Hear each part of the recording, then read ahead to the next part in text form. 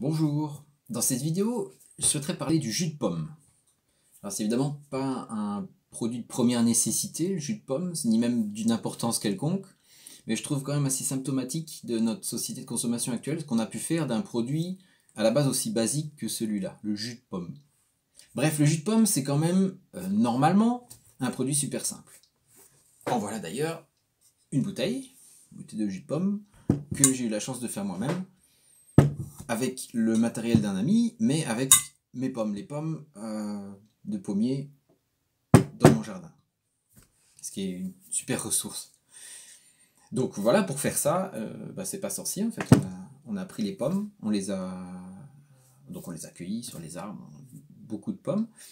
Et le jour où on a fait du jus, on a tout rassemblé. On les a d'abord broyées, hachées en fait dans une machine avec une lame en fait pour faire une sorte de purée. Puis après pour en extraire le jus, on les a mis dans une étamine, donc c'est comme une sorte de toile avec des mailles très serrées. Donc on en recueille le jus, et puis pour extraire vraiment le jus d'une façon plus efficace possible, c'était dans un tonneau, cette étamine. On a mis au centre une membrane qu'on a gonflée sous 4 barres avec un compresseur pour vraiment bien plaquer la purée sur l'étamine et en recueillir un maximum de jus. Donc à ce moment-là, on avait du jus de pomme frais, voilà, qui était délicieux, on a vraiment toute la saveur de la pomme à ce moment-là. Et pour pouvoir le conserver, donc on l'a pasteurisé, donc là on l'a chauffé à 75 degrés pendant une petite minute.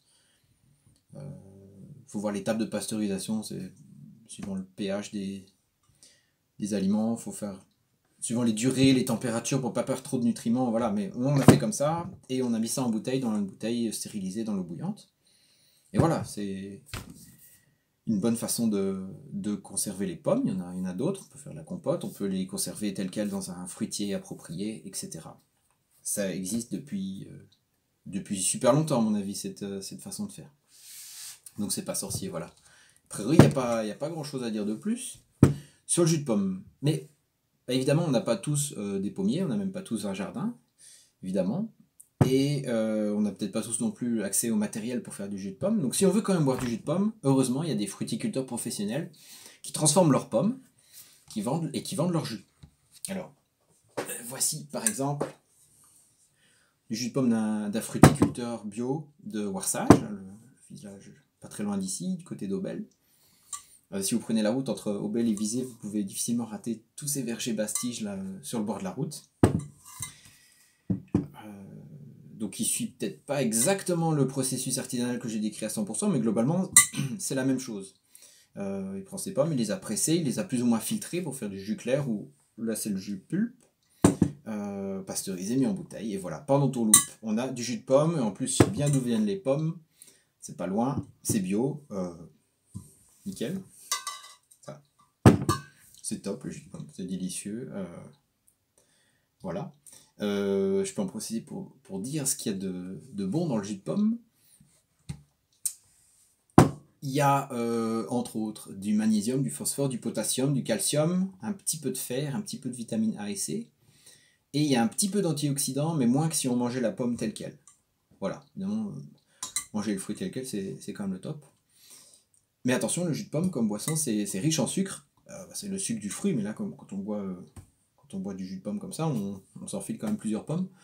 Alors attention, il n'est pas question de boire ça comme de l'eau, voilà, attention au sucre. Le jus de pomme, c'est pas pour s'hydrater, c'est pour apporter quelques nutriments, un peu de sucre parce qu'il en faut. Et aussi c'est bon, et se faire plaisir, voilà. L'apéro pour les enfants, jus de pomme, c'est le top. Un verre, voilà. Voilà, on a fait le tour. Ah non, attendez. J'ai encore un truc là.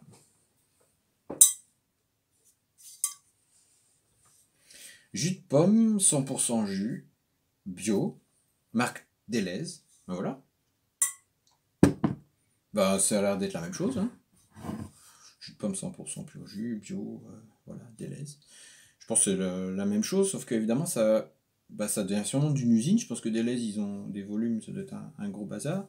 Mais je sais pas d'où viennent les pommes, là. Puis là, c'est marqué agriculture UE, non UE. UE/non UE. Bon, non UE.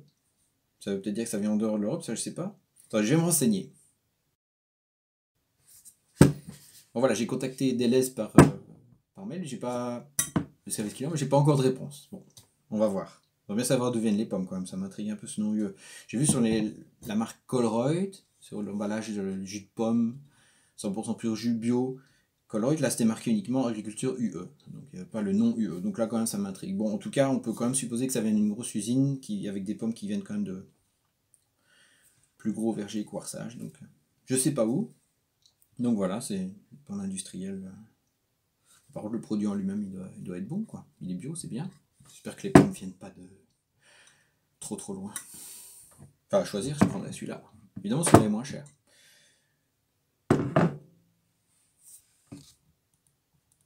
Mais habitant le pays de Havre, je suis bien content de prendre mes pommes de Monsieur de Warçage. Et de toute façon, c'est pas un produit de première nécessité, on se fait plaisir en achetant celui-là. Après, chacun fait comme il veut, mais faut. Enfin, je sais pas, moi je me pose la question, elles viennent d'où les pommes de celui-là? Voilà. Alors attendez, parce que là, il y a encore autre chose. Et là par contre, je sais pas trop ce que c'est. Parce qu'on m'a servi de ça l'autre jour en me disant tu veux du jus de pomme? J'ai dit ouais, du jus de pomme. Ah, oui. Et en fait, c'est marqué jus de pomme à base de concentré. Si la marque Deleuze. Alors c'est pas bio déjà. Déjà c'est pas bio, ça c'est sûr. Ils ont pulvérisé des bazars, des trucs. Super, la nature vous dit merci, tu es là. Bref, c'est un autre débat. Mais à base de concentré, ça veut dire quoi? Ben moi je sais pas. Alors je regarde en détail, il n'y a pas grand chose comme texte. Il y a marqué, pour la partie en français, jus de pomme à base de concentré. Ingrédients, jus de pomme à base de concentré. Voilà, c'est tout. C'est super explicite. Il se répète pas en plus, c'est bien, c'est cool. Bon, bref, je me renseigne. Voilà, j'ai contacté Deleuze. J'ai pas encore de réponse. Surprise. Je précise, ça fait plusieurs jours, hein, j'ai préparé mon truc, c'est pas là en 2 secondes, donc j'ai toujours pas de réponse. Est-ce que j'en aurai un jour? Je ne sais pas. Mais je me suis renseigné sur internet, sur consoblob.com. Et alors j'ai trouvé que le jus de pomme à base de concentré, en fait, c'est le résultat d'un processus où on extrait le jus et directement on en retire l'eau par évaporation sur le lieu même de l'exploitation, puis on congèle le concentré ainsi obtenu. Le procédé est utilisé pour réduire le stockage et diminuer les coûts de transport. Arrivé à bon port, c'est-à-dire sur le lieu de conditionnement, le jus est reconstitué par adjonction de la même quantité d'eau qui avait été préalablement enlevée et bien souvent de sucre pour rectifier la saveur. On obtient ça. Alors pour le sucre, je précise que j'ai comparé les compositions, j'ai comparé avec le jus 100% pur jus, et apparemment il n'y a pas plus de sucre dans celui-là. Donc voilà, on va pas dire que là-dedans il y a plus de sucre. Apparemment pas forcément. Par contre, il y a le procédé que j'ai décrit là, déshydrater, réhydrater, congeler, machin, tout ça pour réduire les coûts de transport. Et sur le jus résultant de ce processus-là, il est formellement interdit par la loi de marquer 100% jus de fruits. C'est pour ça qu'il ne marque pas. Donc, celui-là, s'il a l'avantage, si on peut appeler comme ça, mais on va revenir bientôt là-dessus, d'être moins cher, on va voir moins cher pour qui. Ces jus, disent toujours le site, subissent souvent de mauvaises conditions de stockage, à la lumière ou à la chaleur, ce qui altère la qualité du produit. Bon, ça c'est à voir, ça je sais pas. Ce que j'en sais en tout cas, c'est qu'il résulte du processus qu'on vient de décrire. Je précise que j'ai recoupé plusieurs sources pour être sûr d'avoir bien compris, donc c'est comme ça. Et alors j'imagine, donc là à partir de maintenant c'est j'imagine, c'est plus factuel, donc c'est à confirmer, dites-moi ce que vous en pensez. J'imagine que de faire tout ça, déshydrater, réhydrater, congeler, machin, tout ça, ça a un intérêt que si la chaîne logistique elle est importante. Sinon ça vaudrait pas le coup. On va pas faire tout ce bazar là pour transporter du Warçage à hein. Je crois pas. Enfin non, c'est même sûr. Ça a un intérêt coût, réduction des coûts d'échelle de chaîne logistique, que si la chaîne logistique elle est balèze quand même. Donc ça veut dire, j'imagine, des gros volumes, des grandes distances, beaucoup de camions, voire peut-être autre chose que des camions. J'en sais rien, mais on met quand même le doigt dans quelque chose, on n'est plus sur le fruticulteur de Warçage là. Ben voilà, il faut le savoir. C'est donc en achetant ça, on finance quand même une chaîne industrielle qui est. C'est plus un petit jus de pomme là, hein, ni celui-là. Celui-là, il était déjà un pied dans l'usine, mais déjà il était bio. Vous bousillez pas notre avenir. Mais voilà, celui-là en plus, il a tout un processus industriel alambiqué. Bon voilà, il faut le savoir, on fait ça. Alors, pour réduire les coûts, on a dit celui-là, pour réduire les coûts. Alors je rappelle, on n'est pas sur un produit de première nécessité, d'accord? C'était réduire les coûts pour que plein de gens aient accès au jus de pomme et puissent se nourrir, tout ça. Super, mais bon, on est sur du jus de pomme là, d'accord? On n'en a pas besoin pour s'hydrater ou quoi. Donc, on réduit les coûts pour le portefeuille des gens qui veulent consommer du jus de pomme ou plus de jus de pomme, d'accord? On parle du portefeuille, ces gens-là. Au passage, ceux qui font ce business-là, oui, ils ramassent une partie, puisque ils prennent la place de celui-là. Mais les coûts pour la planète, on n'en parle pas, ça. Parce que là, voilà, le portefeuille de l'acheteur, et les gens là-dedans, super, ils économisent des euros, mais on tape dans le portefeuille de la planète, là, en termes environnementaux, en termes de ressources énergétiques, on lui fait pas du bien, là. Celui-là, on l'oublie aussi, donc on n'a pas trop l'intention de mettre les doigts là-dedans. Après, faites comme vous voulez. Pour moi, le jus de pomme, c'est ça, c'est pas ça. Non plus. Voilà. Bon, alors attention, parce que j'en ai encore 2 en réserve, là, pour finir le tour de la question. Il y a celui-là. Alors moi, quand je vois ça, je vois du plastique. Je sais pas ce que vous voyez où, moi je vois du plastique. Tiens, tu veux du plastique? Ouais, il y a du jus de pomme dedans. Ouais, bah, tu veux du plastique. En plus, la petite quantité, c'est 200 millilitres. Avec le bazar de plastique que tu tapes. Alors ok, il est bio, c'est marqué sans additifs, 100% jus, pomme poire, super, mais pourquoi ça? Pour que ça, on puisse faire ça. Et ça devient quoi ce plastique? Déjà, il a été produit avec quoi? Et il va devenir quoi? C'est pas du jus de pomme, ça, c'est du plastique avec du truc dedans. Ok? Bon, et alors attention, maintenant on arrive, après c'est fini. Tadam! Là on est un cran en dessous en fait, pas au-dessus. Nectar multivitaminé 12 fruits light. Pouah, 12 fruits. Alors, tout à l'heure, on parlait des pommes de Warsache. Là, dans les 12 fruits, on a pommes, orange, ananas, poire, raisin, citron, fruits de la passion, pêche, banane, mangue, goyave, papaye. Alors là, je me posais même pas la question de savoir si tout vient de Belgique. Là, j'ai déjà la réponse. Bah, évidemment, c'est pas bio. Alors, c'est marqué light. Alors, ce qu'ils appellent nectar, donc c'est plus du jus de fruits là. Ce qu'on appelle nectar, je me suis renseigné aussi. Un nectar, c'est quoi? Alors je vais lire ce qui est marqué. Le nectar ne ressemble plus vraiment à un jus de fruits. Les fruits utilisés sont plus pulpeux ou moins juteux. Sont les plus pulpeux ou moins juteux. Banane, pêche, abricot, mangue, c'est globalement ce qu'on a vu là. Et ils se révèlent trop acides pour du pur jus, comme les fruits rouges. S'il existe bien des nectars d'orange, ils sont le résultat de purées d'orange ayant servi à l'élaboration de pur jus. Okay. Bon, les fruits sont réduits en purée à laquelle on ajoute de l'eau, bien sûr, et surtout du sucre. Beaucoup de sucre. Voilà, donc en fait, le processus pour faire du nectar, pas du jus, avec cette catégorie de fruits, fait qu'on a besoin de mettre beaucoup de sucre. Du coup, ils sont super sucrés. Sauf que le jus de fruits est déjà fort sucré. Du coup, on en arrive à ce compromis-là où c'est marqué light. Donc on se dit, c'est super, il y a moins de sucre, c'est moins mauvais pour la santé. Ouais.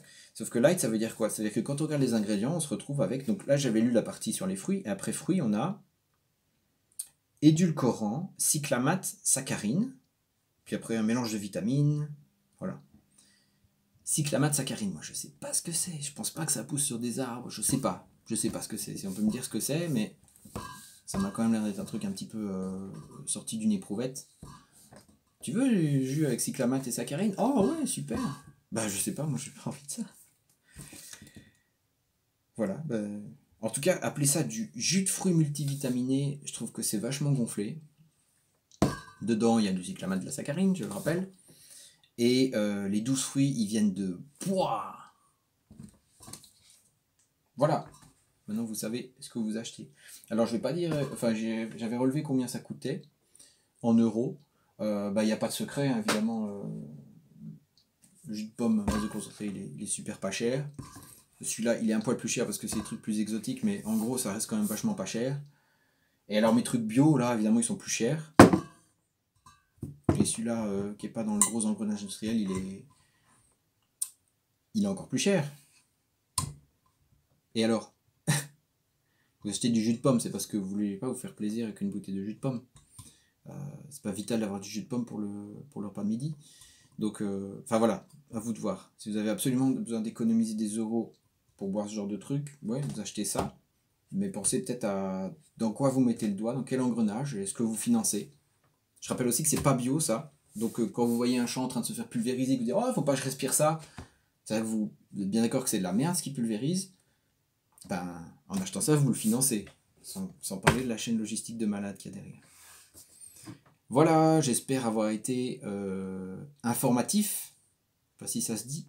N'hésitez pas à me dire si j'ai dit des conneries, je suis évidemment prêt à me corriger, je demande que ça, de mettre le doigt sur la vérité. Merci, bonne dégustation. Bonne dégustation. Enlève ça.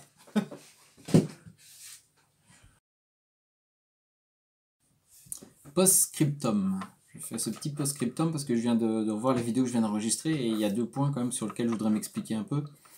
Le premier, c'est quand je dis que sur la chaîne logistique du jus à base de concentré, on fait du mal à la planète, on va peut-être me faire remarquer que avec le processus qui est certes un peu énergétique, énergivore, de déshydrater, réhydrater, congeler, on économise des volumes pour le transport et donc du coup on utilise moins de camions, moins de...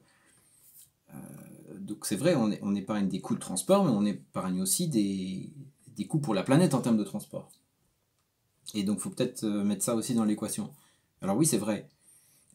Et si on avait comme but et comme unique façon de faire d'avoir un seul point centralisé de production pour produire pour tout un pays, je pense que dans l'équation, le fait de réduire un maximum les transports vers ce point-là, effectivement, il aurait du poids. Maintenant, si on veut prendre tout le bilan global, donc en termes environnementaux, donc le bilan carbone, énergétique, etc., bien sûr, là, je ne suis pas en train de vous le démontrer, mais j'espère que vous allez comprendre pourquoi je pense que c'est correct ce que je dis. Si vous prenez la carte, je sais pas, d'un pays, s'il y a dans telle région, donc ici pays de R, une production de fruits, des arbres qui poussent, vous réduirez systématiquement le coût pour la planète, pour les consommateurs de cette région-là, si vous transformez les fruits ici pour les transporter ici. Il n'y a rien à démontrer. C'est évident. Ce que je veux dire, c'est on épargne des coûts de transport parce qu'on veut taper dans des échelles monumentales pour atteindre des coûts très bas pour pouvoir vendre plus et faire plus de marge. Voilà, il n'y a même pas à poser l'équation. Si on veut faire le moins de dégâts possible en termes de bilan carbone de la chaîne, c'est en local que ça doit se passer. Deuxième point sur lequel... Alors, mais si vous n'êtes pas d'accord, mettez-moi des chiffres. Et là, je dirais, ok, je me suis planté. Mais je pense que sur le feeling, je pense que ce que je dis, c'est correct. Le deuxième point sur lequel je veux revenir, c'est évidemment... Et là, c'est toujours délicat quand on parle d'argent. Je pense qu'il y a des gens qui achètent, qui sont très contents d'avoir le jus à base de concentré là, à 69 cents le litre, pour pouvoir approcher le jus de pomme, parce que jamais ils pourraient acheter cette bouteille-là, qui coûte 3 €. Et ils se disent, ouais, bien. Ça, c'est les aléas du direct. Et ils se disent, et ils ont presque raison. Et ils disent, lui, ce bobo là qui s'achète une bouteille à 3 €, il est bien placé pour dire qu'on fait du mal en achetant la bouteille à 69 cents. Alors je dis pas que vous faites du mal, et je précise que je me sens légitime pour faire ces commentaires là parce que je gagne moins que le SMIC. Que cette bouteille, je l'ai achetée exprès pour faire cette vidéo et que ça m'a fait un petit peu mal aux fesses. J'ai payé 3 €, je suis bien content d'avoir profité de mes pommes. Que dans l'absolu, je bourrais pas de jus de pomme. Ou si, s'il y a l'anniversaire de mon fiston ou qu'il invite des copains qui font un truc pour leur apéro, je serais super content de mettre 3 € dans cette bouteille et de leur faire goûter ce jus et qu'ils se fassent plaisir. Ce sera dans mes 3 € de budget extra pour le mois. Enfin bref, je ne veux pas parler de moi. Mais ce que je tiens à dire, c'est oui, les produits à bas coût, c'est vraiment très bien pour qu'il y en ait pour tout le monde. Et les gens qui sont super serrés au niveau financier, qui achètent ces produits-là et qui ne considèrent même pas acheter ce produit-là, mais il n'y a aucun problème. Et c'est sûrement pas eux qui font du mal à la planète. Oser dire que les gens qui ont des problèmes financiers, qui achètent une bouteille à 69 cents, font du mal à la planète, alors qu'à côté il y a le mec qui roule en Q7, non, jamais je me permettrai de leur dire ça. Donc j'attaque personne. Je tiens juste à dire sur le global, de ces processus pour diminuer les coûts, pour vouloir inonder le marché de produits comme ça, ben on sait pourquoi c'est moins cher. C'est parce que la planète, elle en prend plein la tronche. D'accord ? C'était le post-scriptum, je pense qu'on est bon.